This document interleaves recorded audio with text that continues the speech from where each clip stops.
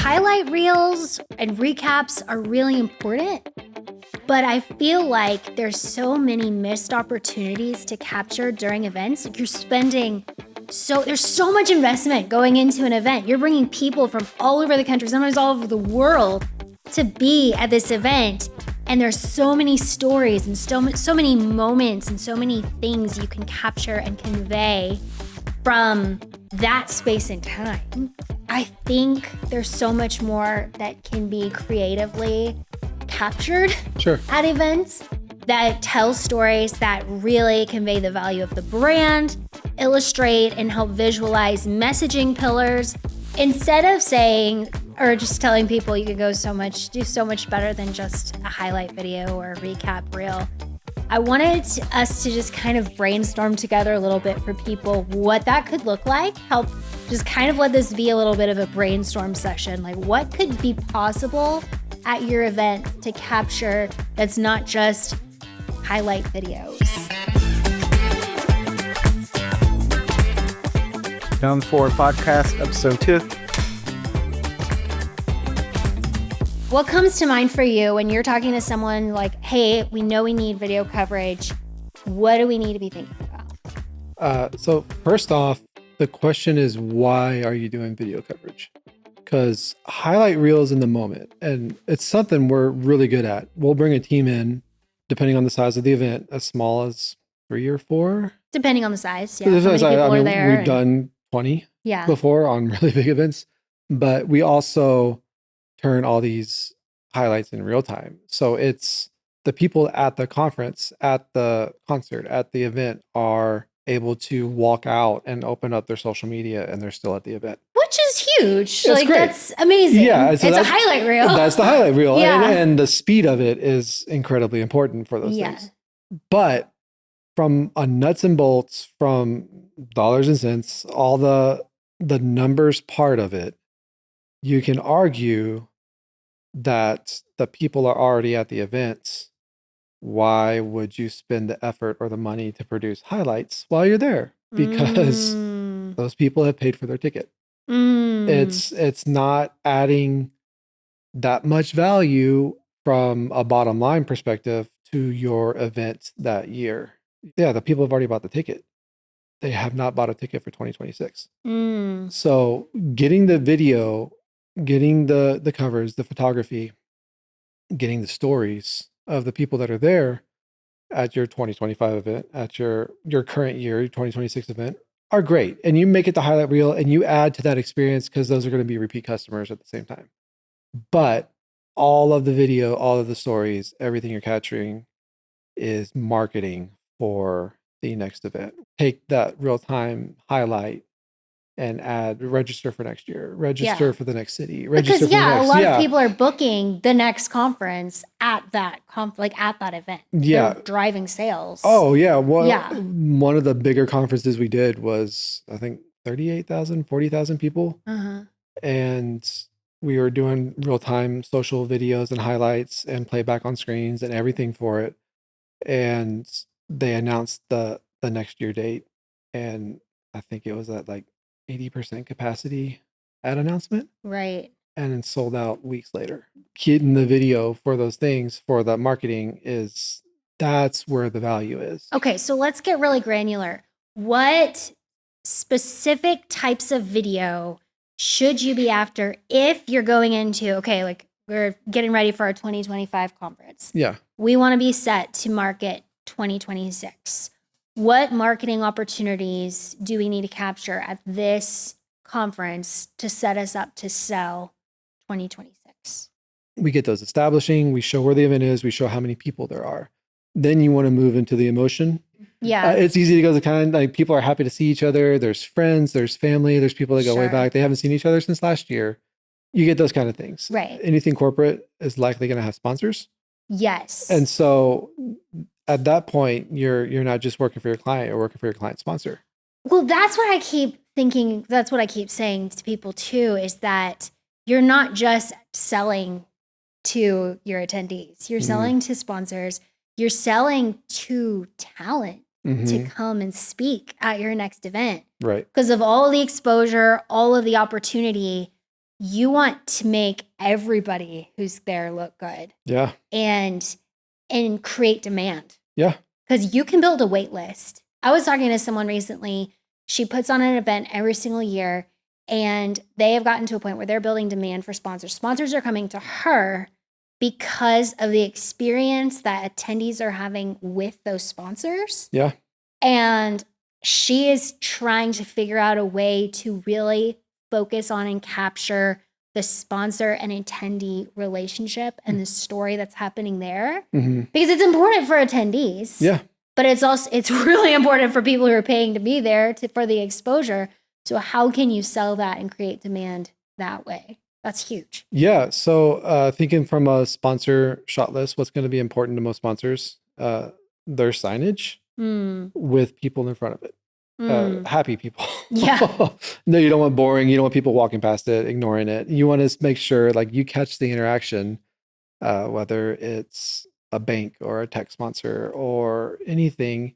You see the people at their booth interacting. And then I know we haven't really touched on any kind of attendee interviews yet, but from a sponsor shot list, it goes a long way to hear people say, thank you. I don't want to like name any sponsor. Right. Specifically, but like, yeah. Thank you, big corporation, like for putting this on for us. Right. 15 people say that in succession. Thank you. And then like get them to elaborate. Thank you. I'm walking away with this knowledge now. Thank you. I'm walking away with the right context. Thank you. Yeah. I'm walking away with this. But another thing you probably want to talk about the most is attendee stories. Yes. I don't want to forget about sponsors because they're really, really important. I think it's easy to forget about them. Yeah. But with attendee stories, I want to talk about how to really capture all the value that they're getting at an event. And we can interview attendees, and we talked about customer interviews in a previous episode. So if you didn't listen to that, go to that. There's lots of information there that applies to this context as well. But when you're at an event, you don't have as much time to prep questions that apply to different people that are coming in. Sometimes you just don't know as much as you do when you're prepping for a specific customer interview. And then when you're at like a 30,000 people event and you have to go and like find stories, because a lot of times we go to events and our clients don't have specific people they want us to talk to. We have to go and find them. And it's up to us to go and find the stories that align with the brand's values and the messaging pillars to build that marketing. Like they'll tell us, hey, we would really love to hear this perspective. If you find someone that's come from, who's from out of the country, or if you found someone who has this role or is like a mentor, if you find these people, like feature them, great. But a lot of times it's up to us to like go and find it. That takes a lot of time. It does. Yeah. I want to intro someone that we actually interviewed. He is that guy who people come to and they want him to interview them. They want him to be, they just want to get to know him in general. He's that type of personality. And so we thought it would be cool to interview him and ask him how he works a room, like some tips on how to get in the middle of like complete strangers. Yeah, no, there's natural charisma there for sure. For sure. There's so much more strategy. Yeah. So take a listen. This is Myron. All right. Well, I have Myron Brooks on the podcast with me right now. He is really, really great at telling stories, capturing stories. Myron is associate pastor at Union Church. He runs a creative company called Theophany Creative. He's just doing a lot of creative work. So, Myron, take the floor. Tell us about you. Yeah, listen, first off, Grace, I just want to say I appreciate it. Love you and Paul so much. You guys are the best. I think like the biggest thing about me, I was just working through like updating my LinkedIn, and I was like, I'm doing a lot of different things, doing a lot, but it's all in one world. So like, I started off as a church kid, a volunteer in church, and I just really loved like telling stories and creating moments and atmospheres. And I didn't know that people did that. And so once I got into it, it's kind of become all the things that I do. I went to school for counseling, but even when I went to school, I was on the production team. I was running lights. I was doing plays. So it's kind of something that I got into and I didn't think I was going to do as a career or a job, just working in any kind of creative space. Yeah. But it's been the best. It really has been the best. So yeah, I run production for a church, Union Church, great church, amazing church. When we came, the church was 2,000 people and like 20 staff members, and we've just been putting our hand to the plow, and church has exploded, and it's like 15,000 people, 8 locations, 3 states. Working in church, it really does do that like so much. You're so many different personalities, so many different walks of life, so many different perspectives on the world. Yes. And so like leading in this space and being I've had the opportunity to work in a lot of diverse church experiences. You know what I mean? I've been able to be in a lot of different church spaces, and it really does help me to be able to talk to anybody. I say on my podcast all the time, I'm bilingual, but I can speak like Caucasian, I can speak Black, I can speak Presbyterian, I can speak Catholic. When it comes to church and talking to people from different walks of life, it's being in this space has made me really well versed and unafraid to have a conversation with somebody. And that removal of fear, I think for me, is what helps me to have an edge when talking to strangers. Because I don't mind just walking up to somebody and saying, "Hey, tell me about your experience." That's a really good point. I haven't heard it put that way, but that makes a lot of sense, that you kind of have to understand what meaning people assign to things and like understand their language to like understand their story and piece it together and tell it effectively. Especially if you have a small amount of time to get the story out of them. I'd love to take that to more of a micro perspective and how you, as a creative, gather stories for that part of the experience. When you're like at conference with us and you are having those conversations with people, I feel like you have this gift where you make people feel comfortable first, and then they open up to you in a way that they probably wouldn't do with any other stranger. How do you approach those conversations and kind of like create that magic? So I use this counseling degree, just not as a counselor, but there's a great deal of like psychology that goes into like how I approach people, who I approach. Spell it. I want to hear the psychology about it. And right, I didn't know you have a counseling. I didn't know that. It makes so much sense. But yeah, so spill it. I want it all.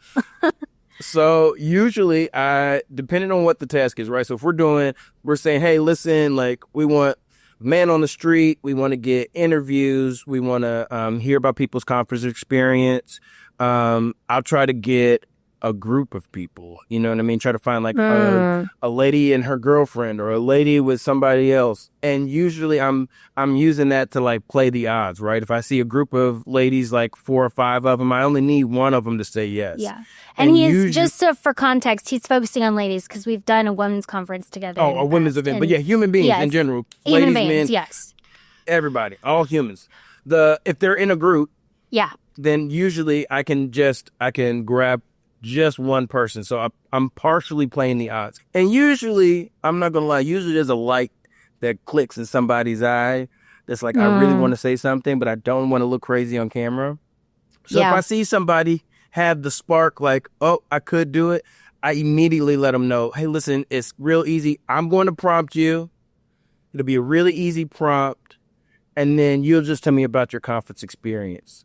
And the effort to disarm is immediate. That's the heavy lifting at the front.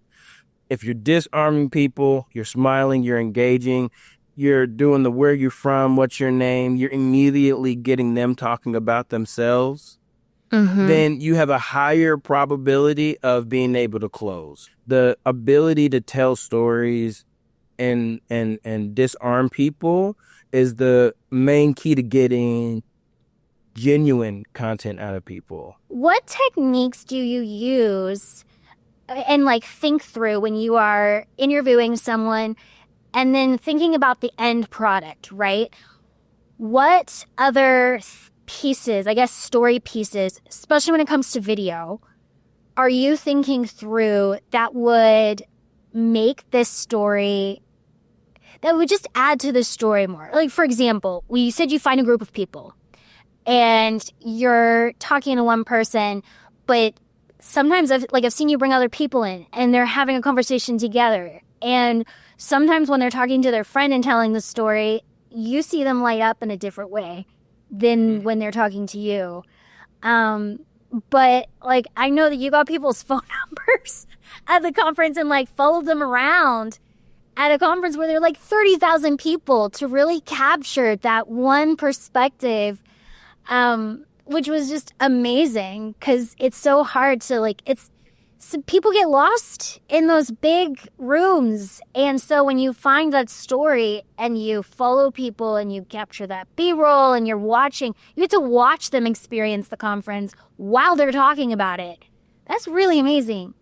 How do you think through that, and what techniques do you think through when you're talking to someone and kind of like piecing together that production piece in your mind? When we're dumping footage, I'm trying to go in there with the editors, like, what do you guys have? What do you need? Like, what do you guys feel like you need more of? Because it's a team sport, you know. We're playing. We're not doing doubles tennis. We're playing basketball. This is a lot of passing and communicating that needs to happen for the whole project to feel complete. And I just want to be a good contributor, you know.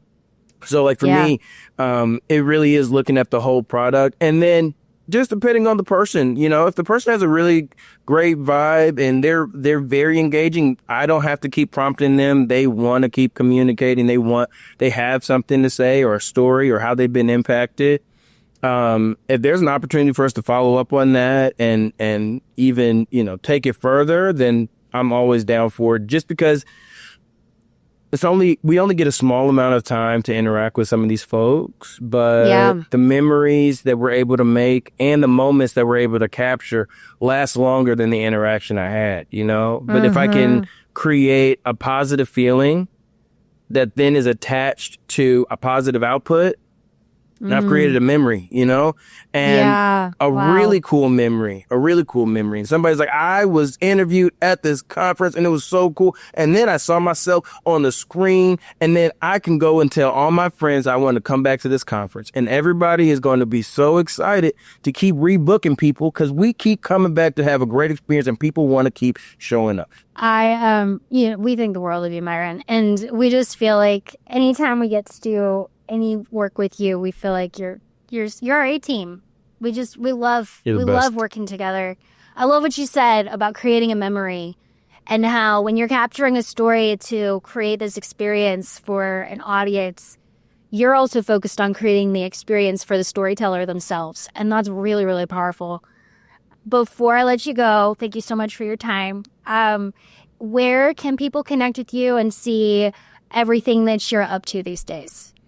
Yep. So Instagram is a great place. I've been reprimanded by some of the people on my team. Yeah, they said that I'm not using my social media like I should. So this is like very fresh off common the with presses. Creatives. You gotta step it up. Mm-hmm. Yeah, as very much so.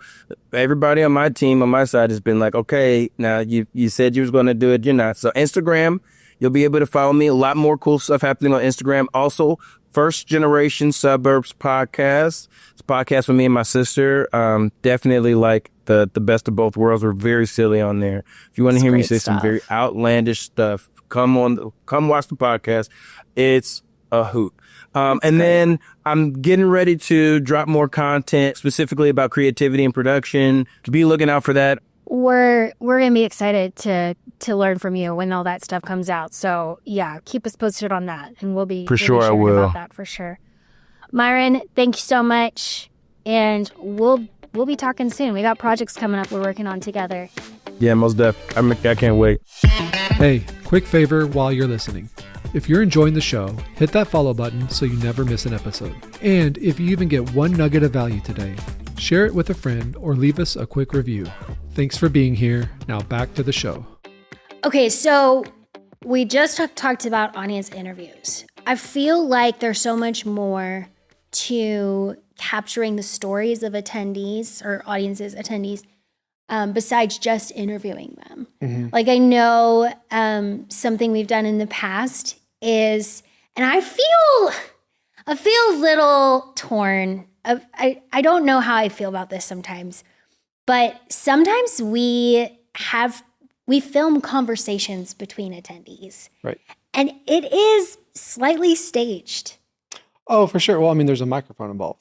Right. And there's cameras in their face, but they're still honest conversations. Sure. One of the things we think is important is representing these events from an experiential way. Like if you're attending these events, what does it feel like? Yeah. And if someone's talking to the camera and there's a place for someone to talk to the camera where they're holding a microphone, they're looking at the camera and they're smiling and they're saying everything they're going to say, that's valuable. Sure. There's a lot of good stuff you can get there. It feels more real when you're a fly on the wall hearing someone's conversation. I heard somebody the other day talk about how some of the best feedback you can give somebody is when they think you're talking about them without them hearing you, being able to hear you. Like you just get off the elevator with somebody and you say, hey, that guy was really cool, to whoever you're with. Like, it means a little bit more, because why would you even bring it up if like it's not fluff? It's not. And so the same way, those kind of interviews or conversations, really, when it feels like there's not a camera there, it feels like you're at the conference and just kind of overhearing two people talk about what they're taking away from the conference, talking about how glad they are that so-and-so vendor was there. Yeah. Little things just mean a lot more. I feel like it turns just like a basic type of highlight video into a documentary type feel. Yeah. Because I feel like the word documentary carries a lot of weight when you say this is a documentary of our event. Yeah. It means so many things to so many people, but Sure. the thing that documentaries have is like it's the fly on the wall experience. Yes. And when you can capture that in a way that feels genuine, Sure. and you have a producer Sure. who can kind of guide that conversation a little bit, but they're not on camera, you can't hear them. They're giving them the right questions to ask, the right things to talk about. To each other. Yeah. Yeah. And if you're listening and you're not exactly sure what we're talking about and what the difference between an interview and a conversation is, we actually have we called it a recap, I think, but it was technically some sort of like event documentary. We got to figure out the right word to call this. This is what we make when we do events. And so there's a link on our website, Griffith Media /events. You can go and watch it there. So you can see what we're talking about and how this conversation look is captured. Because it does feel very genuine when it's captured that way. Most live events have a speaker on a stage at some point too. We call it a dirty shot, but we'll put a camera basically in the audience. There's heads in the way. There's, if it's music, there's hands in the way. There's people block the shot sometimes. Yeah. It is not a technically good shot. Right. It feels so much more real. Yes. Because it feels like when you're watching this video on your phone, on YouTube, I'm there. Yeah. Because you're attending this event, there's going to be hands in your way. There's going to be heads in your way. Right. I'm a little taller, so I don't get that problem as often, but you're often behind somebody. I don't even know if you would call it a dirty shot. But really muffled. But it's those little tricks that make it feel more real. Yeah. Make the final product so much better. I do want to call out attention to behind the scenes content as well. Because everyone wants a peek behind the curtain of a big event. And so can you say a little bit about our approach to B-roll that is just for speakers or just for certain attendees? If they're giving a keynote, if they're giving a big speech, they're giving a message of any type, you want to see them getting ready.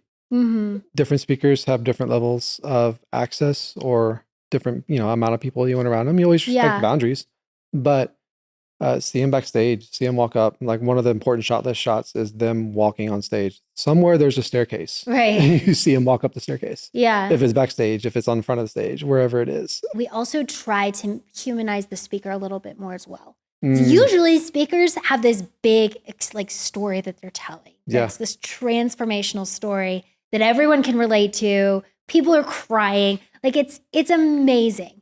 But what about the nerves that they're feeling before they walk up and share their story? Like everyone can relate to that too, but are we missing it? Sure. And the way that you show nerves is like, I was just talking to someone earlier about like, I pick at my fingernails sometimes right before I'm like, that's just kind of my jittery, nervous reaction. So are they doing something like that? Are they like, are they rubbing their hands? Is there like, can we get some of them pacing, like prepping before they go on? And that kind of footage and that kind of behind the scenes experience, I think is really, really valuable to convey too. It is.